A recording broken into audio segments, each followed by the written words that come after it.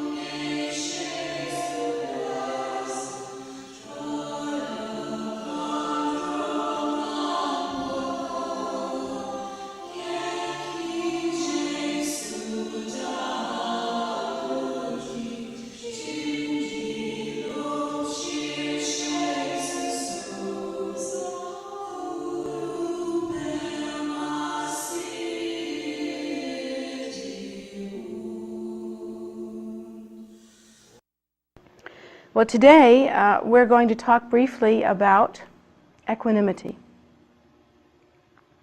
How to practice equanimity, how one should consider equanimity, how it can become a part of our focus and how it can become part of our practice, really where it fits into the scheme of practicing Dharma. When we practice Dharma, there are several different ways that we can practice Dharma, and most especially there are three different main vehicles of Dharma. One is the first teaching that Lord Buddha gave, the Theravadan or Hinayana point of view. And in that point of view, Lord Buddha teaches us to attain the egoless state, that is the actual cessation of suffering, to attain the egoless state. And from that point of view, in all of his teachings that came after that, he built up from that point of view. For instance, the Mahayana point of view, which is commonly associated with the second turning of the wheel. Lord Buddha then emphasized the accumulation of meritorious activity. And the accumulation of meritorious activity should not be understood as something that distinguishes or is different from the attainment of the egoless state, in that one is not separating oneself from that first thought, but in fact the attainment of meritorious activity through the activity of the active practice of compassion is a development of the teaching on the egoless state, in that when one practices selfless activity, when one considers all sentient beings to be as important as oneself, and when one considers the welfare of all sentient beings to be as important as one's own welfare, one is then actually practicing and ultimately attaining the egoless state, but simply uses a different method. And it's not such a different method, actually. If one understands the essence. If one looks at the practice, it seems to be different. But if one understands the essence, it really isn't so different. In the Mahayana view, one is encouraged from the start to develop a sense of equanimity about all sentient beings. Particularly, one is to consider that all sentient beings are equal, and that it doesn't matter what form they appear in. That sounds like a great theory, but as human beings, when we begin to practice that, we practice that in a very difficult way. It's very difficult for us to see that because we think of ourselves as very well developed, very large, very intelligent. In fact, we greatly prize ourselves on our intelligence. And then we look at something like perhaps a cockroach or an ant and simply cannot imagine how they can be as important as we are. It's just, inconceivable to us that they can be as significant in the great scheme of things as we are. But Lord Buddha states, in fact, that all sentient beings are completely equal. That there are physical beings that we can see, and they range from the cockroach to the human being and animals and whatever life forms that are visible to our eyes. But Lord Buddha also teaches us that there are many non-physical forms, formless forms, that exist as well. And simply because we can't see them with our eyes doesn't mean that they do not exist. In fact, they do. Some exist in forms that are forms but not visible to the eyes. Some exist in formless ways that are inconceivable to us. But there are 3,000 myriads of universes that we have never seen. And so it shouldn't be a surprise to us that there are many different ways to exist that we cannot imagine. According to the Buddha, we have one thing in common that is to be considered again and again and again, really important. And that thing that we have in common are common, I can't say human experience, common sentient being experience, sentient beingness,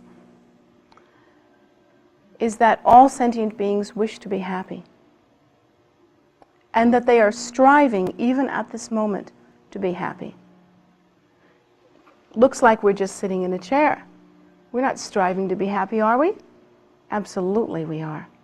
Absolutely we are. We dressed as we did in order to be happy, whether it's in robes or whether it's in layperson's clothing, extremely beautiful. We act as we do in order to be happy, having somehow assumed from the experiences in our life that if we act calm, we will get approval, or if we act excitable, we will get approval. If we conduct ourselves in a certain way, that will be appropriate, and therefore we will be happy in our appropriateness. And there are many different other things that we've learned throughout our experience, thinking that if we adapt a certain code of ethics, since that code of ethics is approved of in our society, it will make us happy. Or perhaps we've gone to the other direction, and that also happens. That if we step outside the code of ethics that is appropriate within our society, that somehow we will be different, individual, unique. Always a great comforter. And that somehow in that individuality or in that uniqueness that we will be happy. At any rate, according to the Buddha, at every given moment, all sentient beings are trying to be happy. Now what about the cockroach? He doesn't know anything about unique. He doesn't know anything about norms. He doesn't know anything about how to dress up. Is the cockroach also trying to be happy? Yes, he is, in his little cockroach way. He tries to survive. In fact, they've done a darn good job of it. As a species, they continually strive to adapt themselves in ways that even though other sentient beings try very hard to kill them, and they're constantly putting raid out of business, even though these things are happening, they manage to survive. They have certain characteristic behavior that seems to be instinctive, but that instinctiveness has to do with survival and actually has to do with the organism's desire not to change, but to remain stable. And that desire is a form of reaching for happiness. No organism likes to face chaos. No organism likes to face death.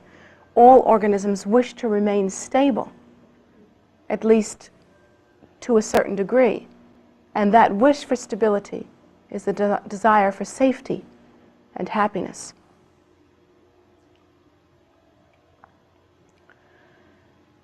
Different kinds of organisms have different modalities, and they all seem to be very unique, and some of them seem to be not understandable.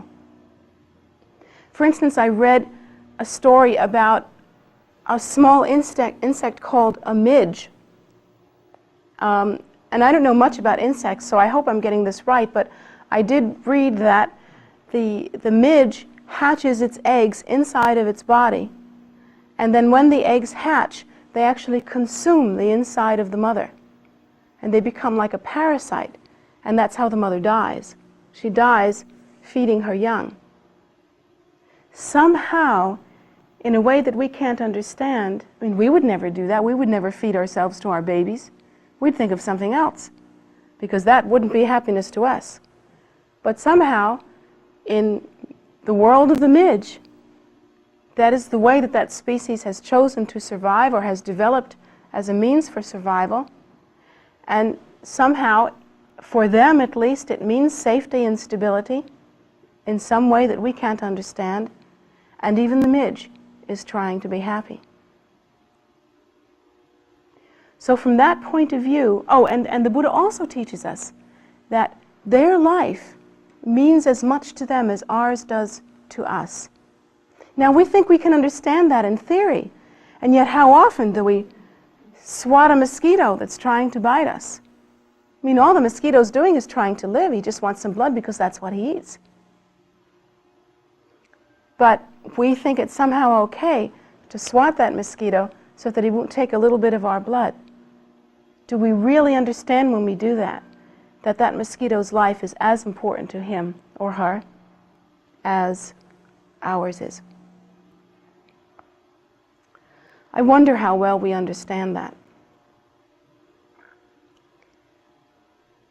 According to the teachings, therefore, if we are to understand that all sentient beings are equal, and that we have in common that we are all striving to be happy, and especially that to each of us, whether we are in the form or formless realms, to each of us, our lives are very precious, and we long for our lives, and we long for stability in our lives. As Buddhists, we are taught that we have to respect that. That we have to understand that in the language of the cockroach, the longing for his own life and safety are as important as they are in our language to us as humans.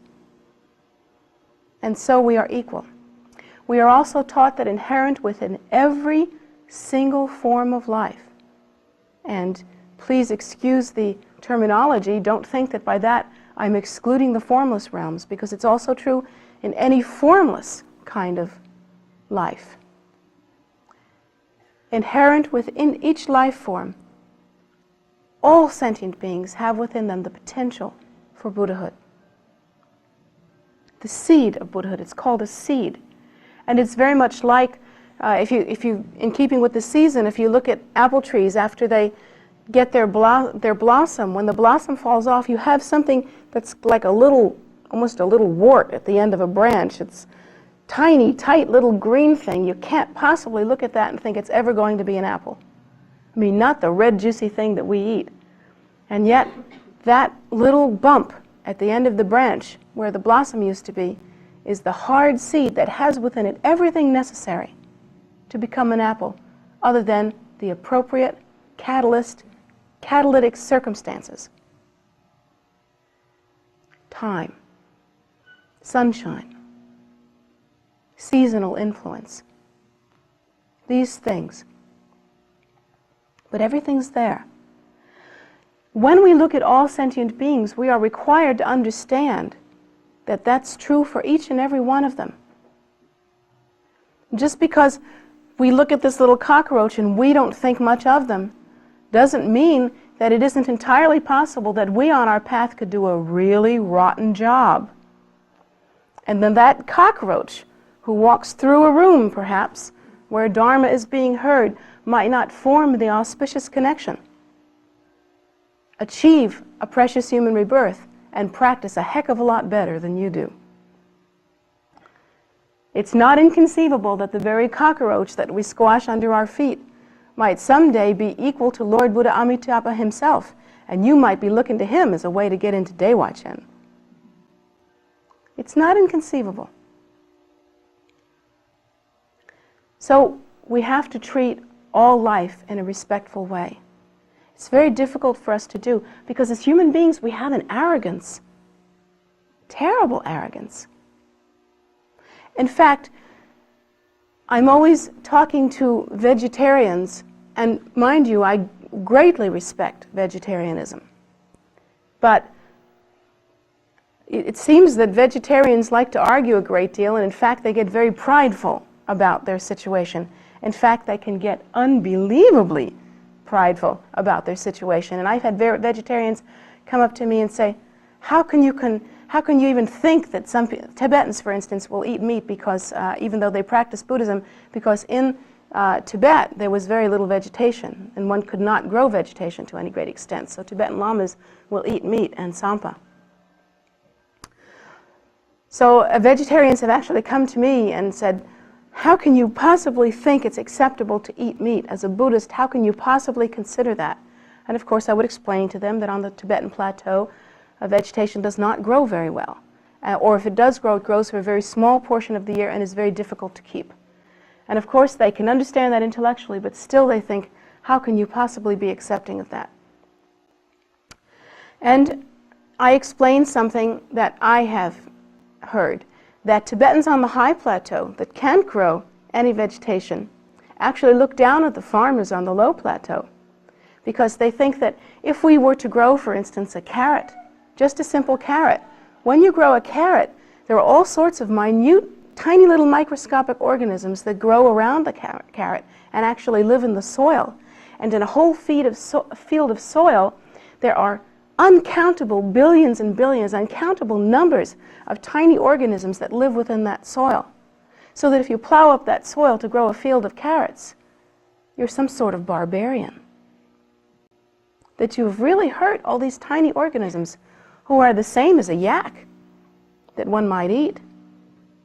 In fact, we can live on a yak for almost a whole year if we dry the meat properly, but you have to kill billions and billions of organisms simply to grow one carrot. And so they look down at the vegetarians as being barbaric. It's an interesting thought, a matter of perspective.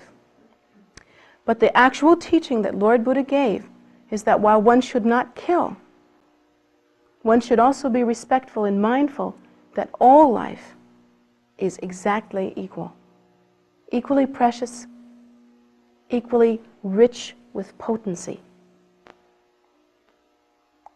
and should be considered as being absolutely on par with one's own self. While this is not a discussion on vegetarianism or on the benefit of meat eating, I'm not taking sides on that one way or the other. I am saying for absolutely certain that these are the teachings. As human beings, we have such difficulty with that. In fact, as human beings, we have great difficulty even considering all humans to be equal. I've had shocking experiences where people that I know are very kind people who would literally give you the shirt off their back, would do anything for you, are loving, wonderful, warm people. People who are actively engaged in trying to help others. I have seen people like that flip the coin and say, people who are in jail deserve to be there, period. Or have some kind of attitude about maybe Asian people, or black people, or white people. Or, in my case, I've met with lots of people that have attitudes about Italian New Yorkers. So we have all of these difficulties that we store within our minds, and even though we try to practice this teaching on equality, we find that, in fact, we have all sorts of prejudices within us. The Buddha teaches us that we must definitely root out these prejudices and go so far as to rid ourselves of the tendency to lay blame under any condition or to find fault under any condition. For instance, by the time you get to be my age, I'm 40, I don't mind telling you, by the time you get to be my age, you've got some real prejudices about things. For instance, you think that some people are your best friends, that consistently they'll do anything to help you, and you've really gotten from a certain friendship. Perhaps you think that your husband or your wife is your best friend and that they're always kind to you. Or perhaps you think that your mother is your best friend. Your mother's always been kind to you. Or perhaps you think that definitely not your parents are your best friends, but only a certain friend that you met 2 months ago is your best friend and they're kind to you. Whatever it is, everybody's got their own particular idea about things. And then we always have some person who in our life becomes like our nemesis. Maybe it's not one person, maybe it's lots of people. Maybe we have a whole series of people who are our nemesis. Maybe it has become our habitual tendency to make people wrong in order to get through our lives. That often happens. Certainly happens into very ordinary and very well-meant people. Some people, for instance, feel that they really have to lay blame to people who have been influential upon them as being the cause, the real cause for their suffering. For instance, it has become customary to lay blame upon one's parent, making the parent the real problem, and considering the parent to be something of an enemy. And then it also becomes customary to make some person the hero in our lives, and to have that person responsible for our happiness.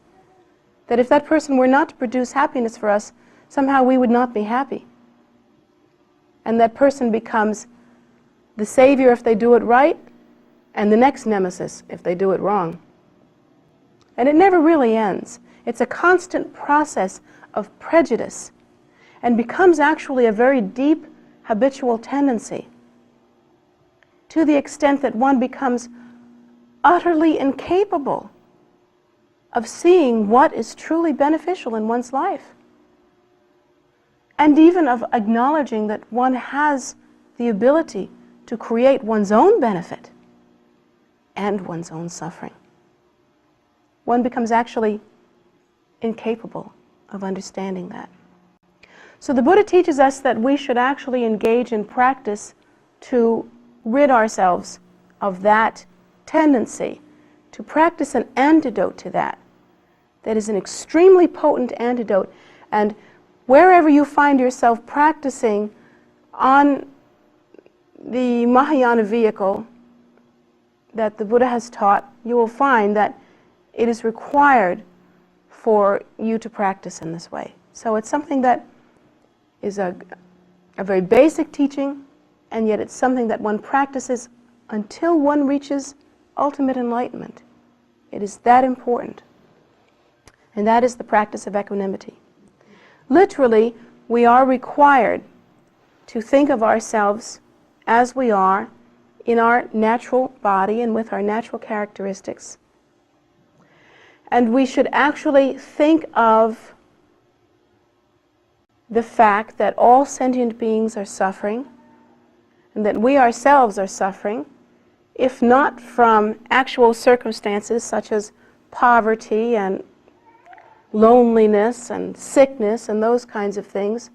We should realize that all human beings, and we are right now human beings, that all human beings suffer from old age, sickness, and death. We can't get away from that. We all have that at some point in our lives. And we all suffer from impermanence also, in that even if we are happy at the moment, that happiness tends to be impermanent, tends to change. We suffer from the suffering of change.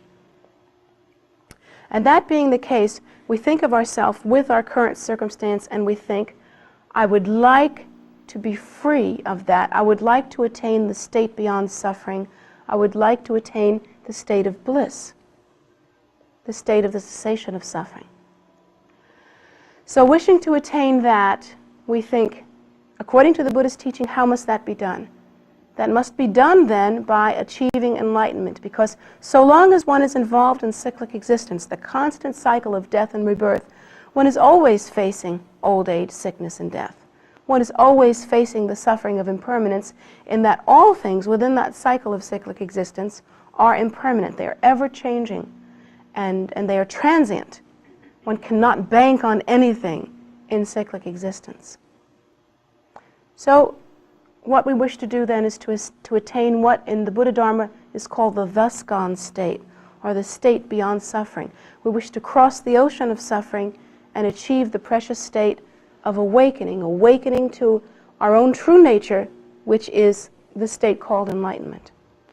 So thinking that we wish to do that, we visualize in front of us those Buddhas and Bodhisattvas that have themselves attained that precious awakened state.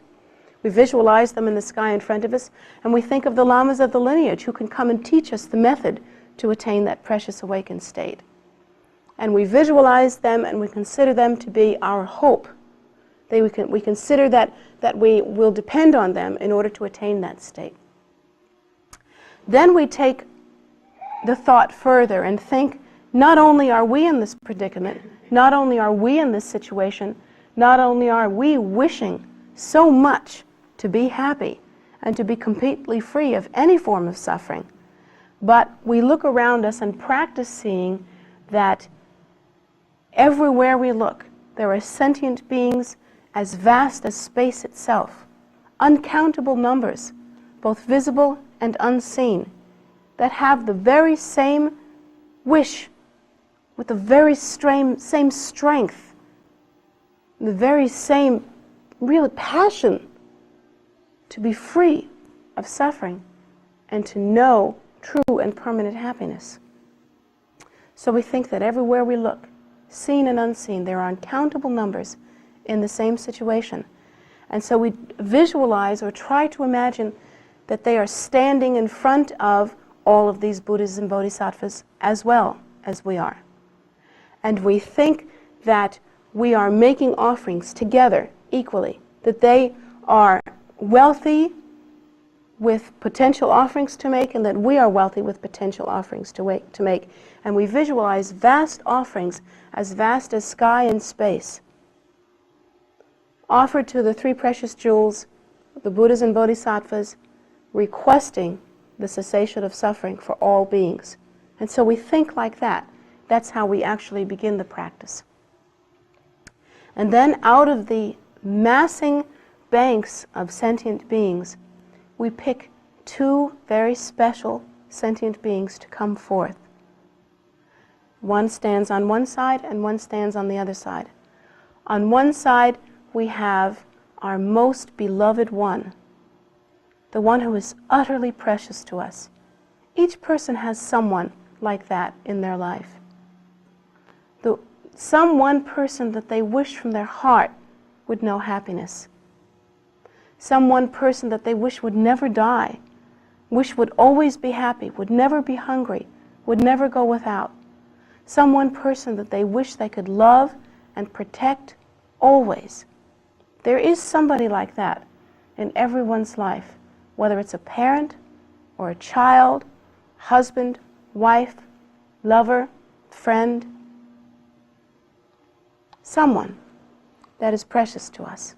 Perhaps more than one, but even a mother has one child that they think of in a more strong way. It's not that they really love that one child more than another, but somehow they're closer karmically. They're like them. They've always been easier to raise. They've always been somewhat closer to their heart. So we should think like that. That person stands there, and that person for whom we would really almost lay down our lives, would give anything for, that precious baby, our beloved one, we think is standing there. And we visualize that one making offerings to the Buddhas and Bodhisattvas. Then on the other side, we visualize the other person. The person who, although we never use the word hate anymore because it's become passé in the New Age, we never use the word angry anymore because we're beyond that. You see, we're spiritual. But that person who really bugs us to death, that person who gets under our skin, perhaps it's the boss who has the attitude. Perhaps it's the child that as much as we've tried to help them, gosh darn it, they have just kicked sand in our face at every turn. We haven't been able to help them, and they've really pushed all of our buttons. Perhaps it's that one child. You know, parents don't like to admit it, but sometimes it gets like that. We don't like to admit it, but sometimes it gets like that. Or maybe it's our parent, the one that we blame, the one that's never loved us enough, the one without whom we would have been a better person, so we think, the one who dropped us on our heads when we were 10 years old and we've never been right since. Whatever the scenario is, that one who perhaps has been the real cause of all of our suffering. And perhaps we feel that we shouldn't make jokes about this. Perhaps we feel we have a righteous cause. Maybe our parent threw us out of our house. Maybe our parent was alcoholic. Maybe our parent was really ill in some way and really hurt us. On the other hand, maybe it could be the husband or wife that we're desperately trying to divorce. The one that, if looks could kill, would have been dead 1,000,000 times. The one that's really getting to us. The one that we wake up next to every day and think, if it weren't for you, I'd be a better person. That one. Whoever that person happens to be. Or perhaps we have a bona fide enemy that isn't very close to us, that seems to just appear in our lives somehow, like a Humphrey Bogart movie or something, and really attacks us. I don't know what your circumstance is, but I do know that everybody has one person in their life that they feel they would be better off without, and have a very difficult time and burn a lot of calories learning to understand. So let's take those two people. The first time that we try this, we're never going to convince ourselves that we feel the same about the two of them. We're never going to be able to do that. If we think we can do that the first time we set out to try this, from the get-go, and guess what? The first thing we have to do before we do this practice is work on delusion. Because it ain't so. We really don't feel the same way about these two people. But according to the Buddha, we have to develop equanimity. We have to develop this natural equality of mind. And it doesn't come through suppressing emotions. You should not suppress emotions in this process. The Buddha never taught emotional suppression. That's not what he taught. He taught understanding how it really is. Somehow we have to begin to understand the appearance of these two beings. And there are many stories in the Buddha's teachings about, for instance, a great arhat, or master, a realized master, who was able to look in his wisdom eye into the scene in a house. And I don't remember this story exactly, so please don't quote me on this, but it goes something like this. In this house he could see a very pleasant domestic scene, not unlike domestic scenes all over the world. The husband and the wife are finished with their day and they're relaxing in front of the fire. The husband has one favorite son that he's waited for, and now he has this son, and he's always wanted a son, and he's very proud of the son, and he's sitting with the son on his lap. And he's not so in love with the daughters because he really wanted a son. And they've finished all their food, and they're all content before the fire, and the girls are sitting over there by themselves, and the boy is on the father's lap, and he's looking at his son so proudly, looking at his family so happily, so content. And the dog comes up in this scene, and he tries to lick the master's boot, and the master kicks him away because he doesn't want the stupid dog on his leg. And that's how it is. And the arhat, being as realized as he is able to look into cause and effect relationships, and is able to learn from that again, one more time, how stupid, how unreliable the appearances in cyclic existence really are.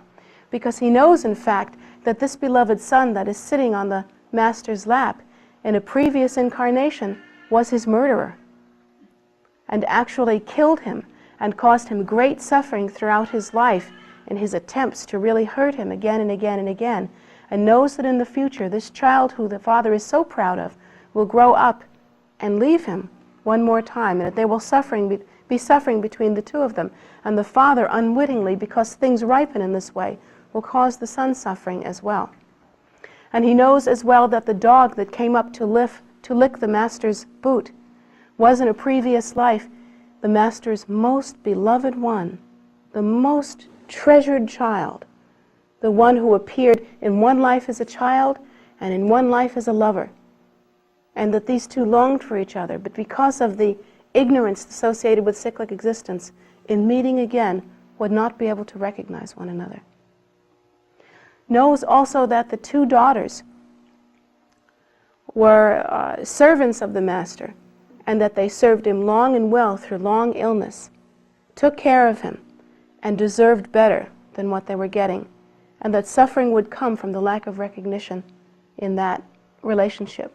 There are many such stories. There are even stories about a fisherman that goes fishing in a pond, picks up a fish, thinks it's not worthy because it's too small and throws it back, and doesn't recognize his wife in a previous incarnation that he swore that through time and space he would never be separate from. Many such stories like that. And so if we study them enough, we come to recognize that things may not be what they appear to be at all, what they seem to be at all. That in fact the one that you hate the most, what you may be seeing may actually be the ripening of some ancient karma, but that you are also looking at the one that you love the best, and somehow are unable, in fact unfit, to recognize them. That it may be a life that in the past you have greatly cherished, and in the future you will come to depend on. Likewise, the one that you love the best may in the future hold some great suffering for you, and in the past may have been one that caused you great suffering, or that you caused great suffering. One that formerly appeared as your enemy and would have stood on the other side of you if you had done that practice before. Because in cyclic existence things change. Appearances are greatly deceiving, and ultimately all sentient beings at one time or another have or will appear as your own kind mother, someone very precious to you, someone close to you. Ultimately, we are the same. And this is the practice that we should come to understand this. The one that we wish to lay blame on, the one that we wish to hate, the one that it feels so good to hate or blame, the one that we cherish. These are the same. They are inseparable from us. They are precious to us, and they should be understood in that way. So while you know that you have these feelings in this present incarnation, and you don't deny them, you don't say, okay, now I feel the same about my enemy as I do as my loved one, and hope that it works out. You don't think like that, because that would be fake. The point of Dharma is not to dress up like a person practicing Dharma. It isn't to fake it. It's not supposed to be an artificial experience. We're really supposed to get this stuff.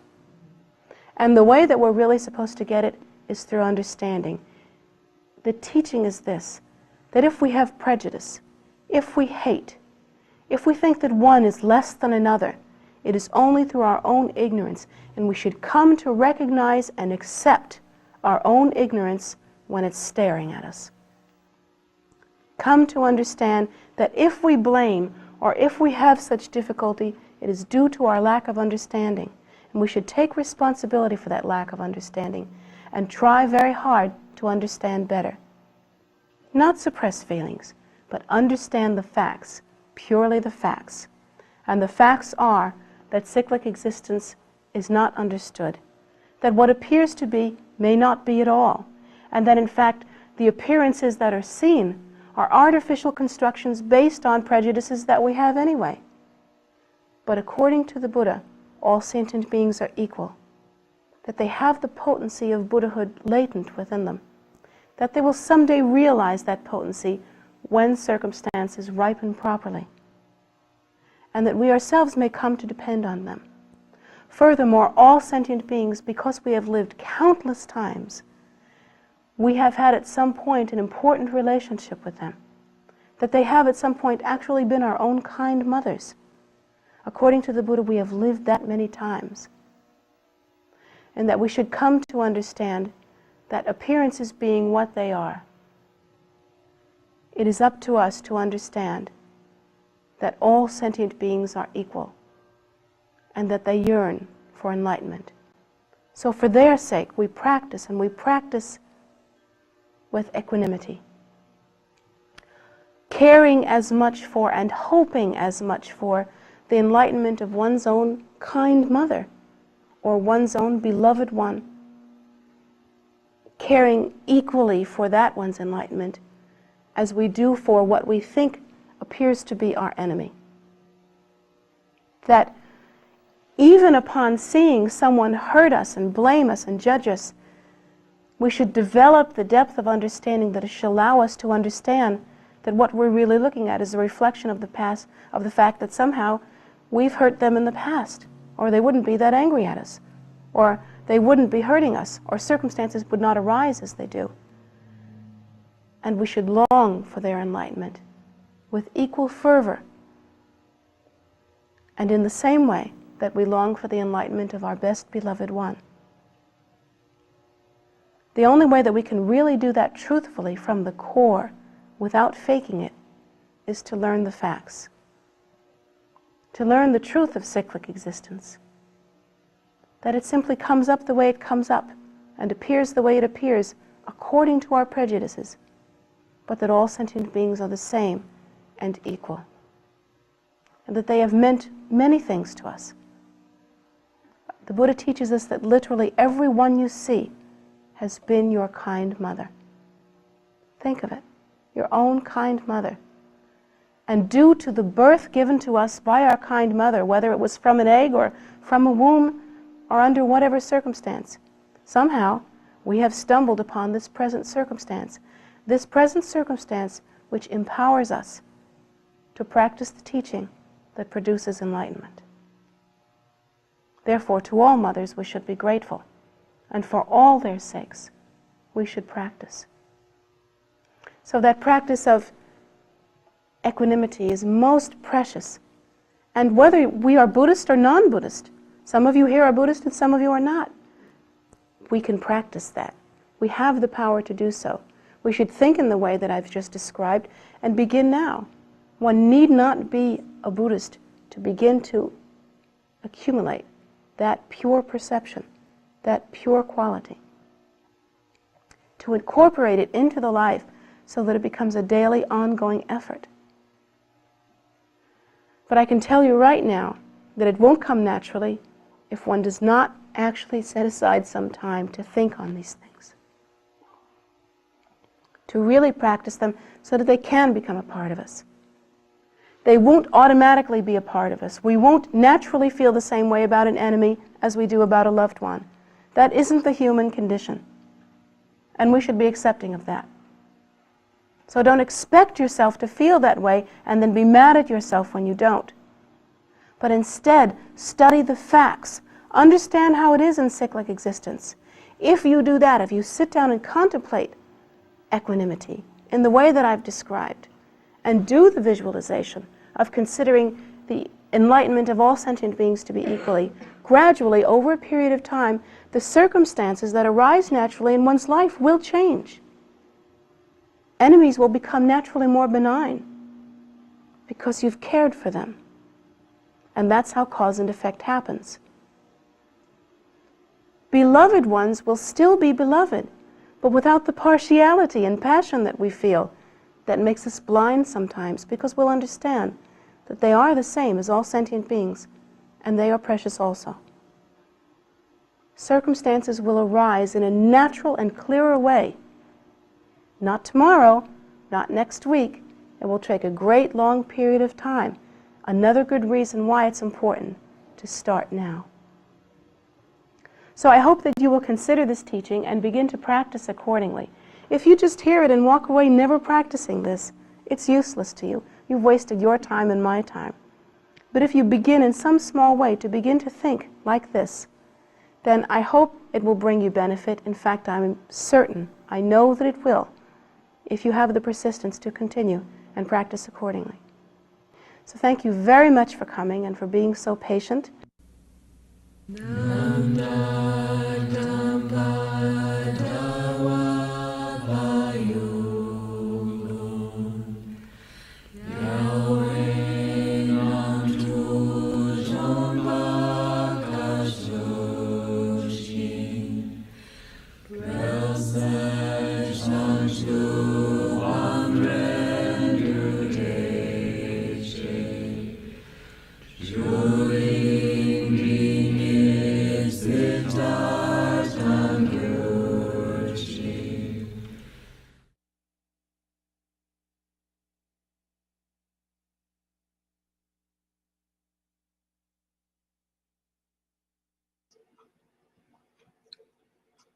Thanks very much for joining today, and hope you enjoyed the teaching. These teachings of Jetsunmas are pre-recorded, and they are shown on Sundays at 11 a.m. every Sunday, and the second and fifth Wednesdays of the month. They interact with, or what do I want to say, intersperse with Khenpo Tenzin Karze's teachings. Khenpo Karze teaches on Wednesdays at 7:30, and his teachings are on the first, third, and fourth Wednesdays.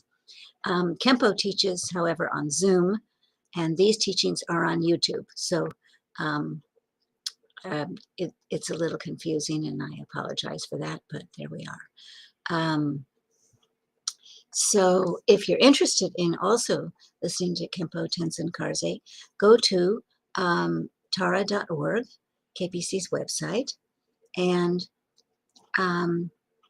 you can do a search for Khenpo Karze, or you can scroll down on the front page to where it says events and click on that, and it will get you to a page that will give you the link to register for his teachings on Zoom, so you can get the login codes. And we hope you do, because they're fascinating. He's currently teaching on the four, not the four nails. Yeah, is it four nails? Four nails. Yeah, yeah. It's the supports for Buddhism. So it's a fascinating set of teachings from the traditional texts. Anyway, tune in and you'll find out too. There we go, huh? In addition, we have meditations in person at the temple or on YouTube, and that's Saturdays and Sundays at 10 a.m. Medicine Buddha on Facebook every day at 5:30 p.m. and a soak food offering ceremony every day in person or on Zoom. And all of these you can find out about, because the soaks especially are at different times, usually either 4:30 or 7:30, but that's kind of a big difference. So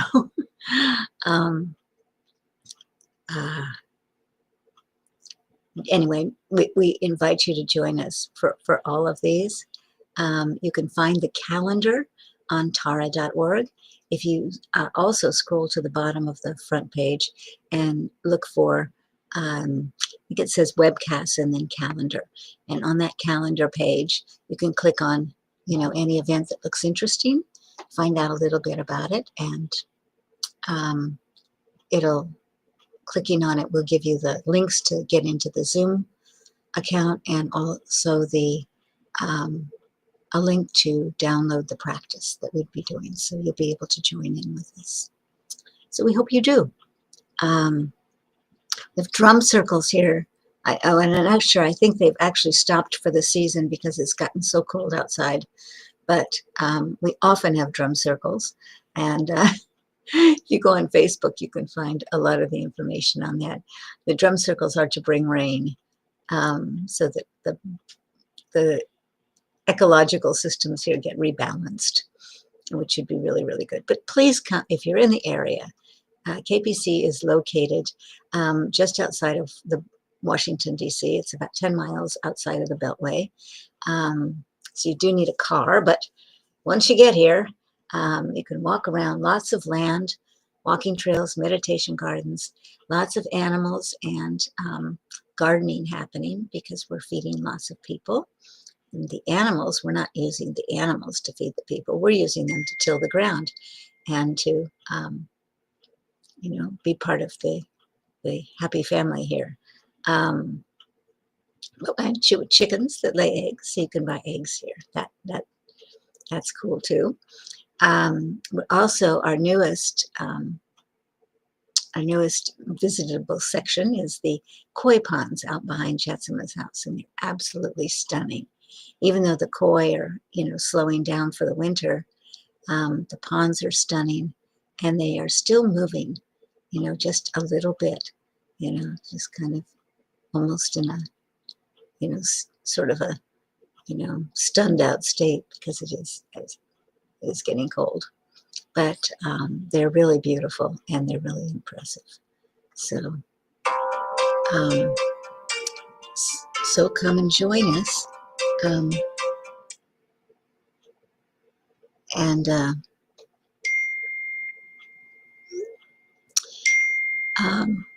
come and join us. We invite you to do that. If you want to make an offering to Jetsunma, having received a teaching, you can do that as well. And that's her PayPal account is JetsumaGift, all one word, at gmail.com. That's there in the chat. So thanks again for joining, and please come back soon.